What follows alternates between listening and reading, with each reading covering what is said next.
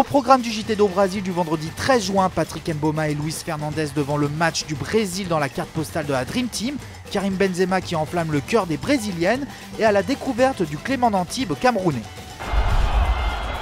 Je ne suis pas spécialement pour le Brésil, mais c'est une bonne équipe de football, donc j'avais parié que le Brésil gagnait ce match. J'avais parié 2-0. Bon, je me suis trompé. Pour l'instant, le match n'est pas gagné. Il y a un bon match. Match nul, un but partout pour l'instant, et je suis content qu'il y ait du spectacle. Voilà, c'est ça. Ce que dit Patrick, il a raison. C'est soit il y a faute, il y a rouge, soit il n'y a pas faute. Donc en fait, le but de Neymar n'aurait jamais dû être marqué. Eh oui. Tu l'expulses pas pour c'est pas une faute assez violente, on va dire. C'est violent. Il aurait quand même une belle manchette. Il dit qu'il ne le voit pas. Il ne le voit pas, il se retourne. Il regarde l'arrivée. Avec qui il part? Avec qui il part?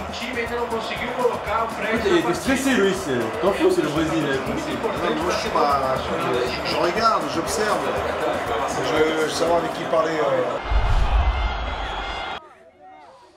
Contrairement aux apparences, cette jeune fille ne vient pas de croiser les One Direction.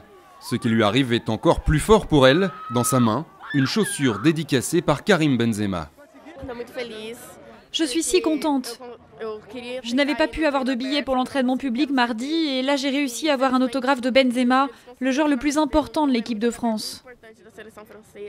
Contrairement au premier entraînement des Bleus à Ribeirão Preto, celui d'hier n'était pas ouvert au public. Les Brésiliens ont donc attendu les joueurs français à la sortie du stade. Acclamé, Benzema est donc venu signer des autographes. Au Brésil, c'est LA star des Bleus. Les habitants de Ribeirão Preto pourront bientôt approcher Benzema de nouveau. 3 autres entraînements seront ouverts au public pendant la phase de poule. En attendant, dans les rues de la ville, les drapeaux français continuent de fleurir. Bienvenue en Gaule. Dans les montagnes du Tyrol autrichien, Malitoli ne passe pas vraiment inaperçu. Cet ancien joueur de 40 ans est le plus grand supporter du Cameroun et depuis une dizaine d'années, il suit la sélection partout, avec l'équipement adéquat évidemment. Ça c'est un lion, ça fait aussi un chapeau. C'est construit. Quand l'équipe nationale est dans des situations difficiles, je vais mettre généralement, donner un signal à mon équipe nationale que le lion attend des choses, des bonnes choses. Malitoli n'attend pas les matchs de la sélection pour faire fuir les mauvaises ondes.